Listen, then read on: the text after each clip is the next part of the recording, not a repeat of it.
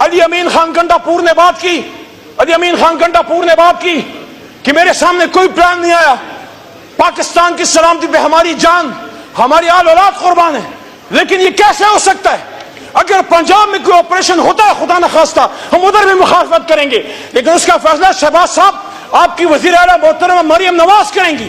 کیا علی امین خان مریم نواز کے لیے پنجاب کے فیصلے کر سکتا ہے؟ اگر نہیں کر سکتا تو مریم بی بی آپ کو بھی حق نہیں ہے کہ خیبر پختونخوا کے لیے آپ فیصلے کریں۔ خیبر پختونخوا میں خیبر پختونخوا کی عوام کی مرضی کے بغیر محترم وزیر اعظم صاحب کوئی آپریشن قبول نہیں ہے۔ جائیں آخری لائن جائیں اڈیالہ میں امت کا لیڈر بیٹھا ہے، ملنگ آدمی بیٹھا ہے، معاف کر دے گا، اس سے بات کرو پھر پاکستان چلے گا۔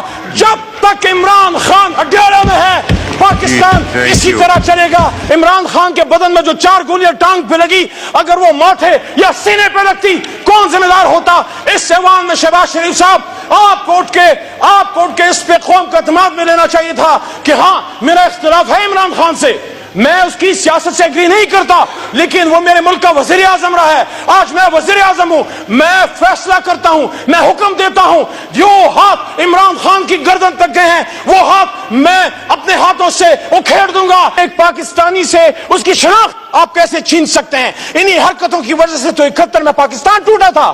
اس لیے عمران خان آپ کو کہتے ہیں کہ آپ پڑھو حمود الرحمان کمیشن، وہ غلطیاں نہ دہرائیں جس کی وجہ سے ایک سیاستدان پہ تو ادھر ہم ادھر تم کا نعرہ اور اس پہ داغ لگا دیا، لیکن اس شخص سے نہیں پوچھا جس کے نیچے ملک 2 ٹکڑے ہوا تھا۔